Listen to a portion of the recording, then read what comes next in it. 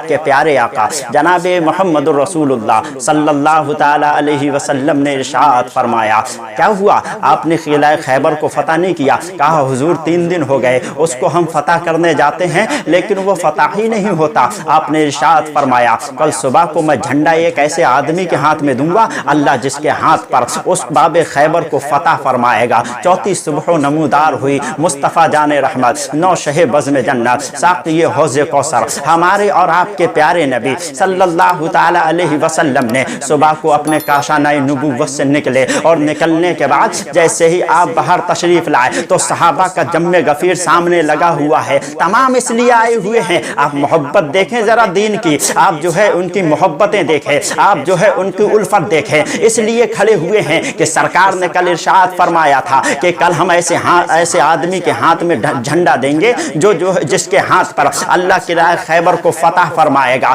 جیسے ہی مصطفیٰ نے اپنی نگاہ کو دوڑائی، چاروں طرف صحابہ کھڑے ہوئے ہیں، لیکن میرے نبی نے ارشاد فرمایا علی کہاں ہیں؟ جیسے ہی اتنا کہا، ایک صحابی آگے بڑھے، اور آگے بڑھنے کے بعد عرض کیا، یا رسول اللہ صلی اللہ تعالیٰ علیہ وسلم، سرکار ان کی آنکھیں دکھائی ہیں، اضطراب بہت زیادہ ہے، درد بہت زیادہ ہے، تکلیف بہت زیادہ ہے، اس لیے حضرت علی کو دقت ہو رہی ہے۔ آپ نے ارشاد فرمایا، جاؤ علی سے کہنا اس کو اس کے نبی نے بلایا ہے۔ جیسے ہی صحابی مصطفیٰ کے کاشانہ نبوت سے نکلے، نکلنے کے بعد علی کی چوکھٹ پر پہنچے، علی کی چوکھٹ کو کھٹکھٹایا، حضرت علی باہر تشریف لائے۔ آپ نے ارشاد فرمایا، کیا ہوا، کیسے آنا ہوا؟ عرض کرتے ہیں حضور آپ کو نبی نے بلایا ہے، میرے علی نے یہ نہیں کہا کہ میری آنکھیں دکھائی ہیں کل آؤں گا، میرے درد ہو رہا ہے میں کل آؤں گا، بلکہ انہوں نے جیسے ہی کہا کہ آپ کو نبی نے بلایا ہے، لبیک یا رسول اللہ کہتے ہوئے حضرت علی اپنے گھر سے نکلے ہیں، مصطفیٰ کے قریب آ کر کھڑے ہوئے ہیں۔ آقا نے ارشاد فرمایا، علی یہ لو آپ جھنڈا، اور اس جھنڈے کو لے کر قلعہ خیبر کو جو ہے فتح کیجئے، اللہ آپ کے ہاتھ پر اللہ آپ کو فتح نصیب فرمائے گا، آپ کو فتح یافتہ فرمائے گا۔ جیسے ہی اتنا کہا، حضرت علی نے جھنڈا لیا ہے، مجاہدین اسلام کا ایک بڑا لشکر اپنے ساتھ میں لے کر آپ جو ہے چل دیے ہیں۔ جیسے ہی آپ چلے ہیں، کئی دن سے تو قلعہ فتح نہیں ہو رہا تھا، اب جب قلعہ کی ساتیروں پر وہاں پر جو کمانڈو لگے ہوئے ہیں، ایسے کمانڈو جن کا نشانہ کبھی منخطا نہیں جاتا، خطا نہیں جاتا، جن کے نشانے میں اتنی دھار ہے، جہاں نشانہ لگائیں وہاں فٹ بیٹھے، کبھی خطا نہیں جاتا۔ حضرت علی بیٹھے ہیں اپنی گھوڑی پر، اور گھوڑے پر بیٹھنے کے بعد اس کی نکیل کو کھینچ دیا، اور کھینچنے کے بعد اپنے گھوڑے کو دوڑا دیا۔ نعرہ تکبیر اللہ اکبر کی صدا لگاتے ہوئے مجاہدین اسلام نے حضرت علی کے پیچھے اپنے گھوڑے کو دوڑا دیا۔ حضرت علی نکلتے چلے جا رہے ہیں، جیسے ہی دیکھا گیا کہ سامنے سے علی آ رہے ہیں، پادری چلا گئے کہ علی آ رہے ہیں، دیکھو وہ آ رہے ہیں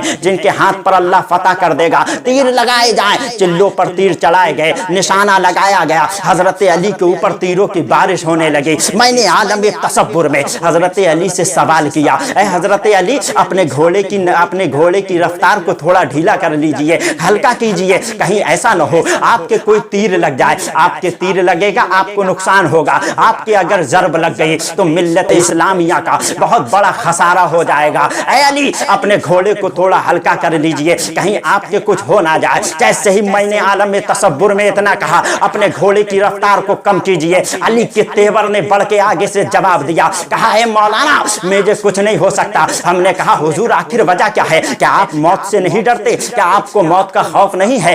کہ جب نبی نے میرے ہاتھ میں جھنڈا دیا تھا، جھنڈا دیتے وقت مجھے ارشاد فرمایا تھا، اے علی یہ جھنڈا لو اور جا کر قلعہ خیبر کو فتح کیجئے، اللہ آپ کے ہاتھ پر اس کو فتح کرے گا۔ جب تک میں قلعہ خیبر کو فتح نہیں کر لوں گا، جب تک مجھے موت چھو بھی نہیں سکتی۔ تم بات کرتے ہو آنے کی، مجھے چھو بھی نہیں سکتی۔ آپ نے جو ہے کہا ہٹ میرے سامنے۔ حضرت علی نے گھوڑے کی نکیل کو کھینچ دیا، آپ آگے بڑھتے ہوئے چلے جا رہے ہیں۔ جیسے قلعہ خیبر کے قریب پہنچے، اپنی اونٹنی سے اترے ہیں حضرت علی، اور آنے کے بعد میں ارشاد فرمایا، اے مجاہدین اسلام یہاں ضرب لگائیے۔ جیسے ہی انہوں نے ضرب لگائی، اپنا نیزہ اس پہ مارا، جیسے ہی نیزہ مارا کہاں اینٹ نکلنے کی بات، وہاں سے تھوڑا سا کنکڑ بھی نہیں نکلا۔ اس کے بعد آپ نے فرمایا یہاں رہنے دیجئے، دوسری طرف سے ٹرائی کرتے ہیں۔ دوسری جانب جا کر ضرب لگائی گئی، لیکن وہاں سے بھی کوئی اثر نہیں ہوا، بہت بھاری بنا ہوا ہے قلعہ خیبر۔ آپ نے فرمایا رہنے دیجئے۔ تمام مجاہدین اسلام کو حضرت علی نے پیچھے کیا، اور پیچھے کرنے کے بعد اپنی آستینوں کو حضرت علی نے چڑھایا ہے،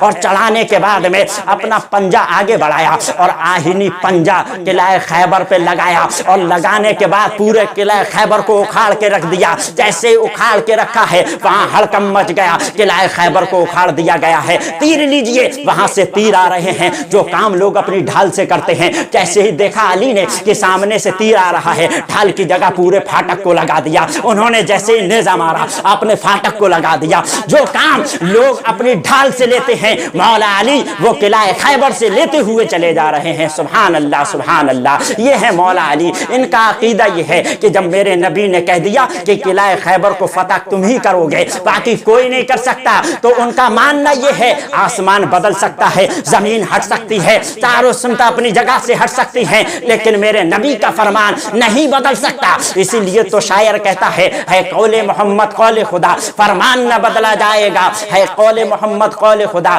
فرمان نہ بدلا جائے گا. بدلے گا زمانہ لاکھ مگر قرآن نہ بدلا جائے گا.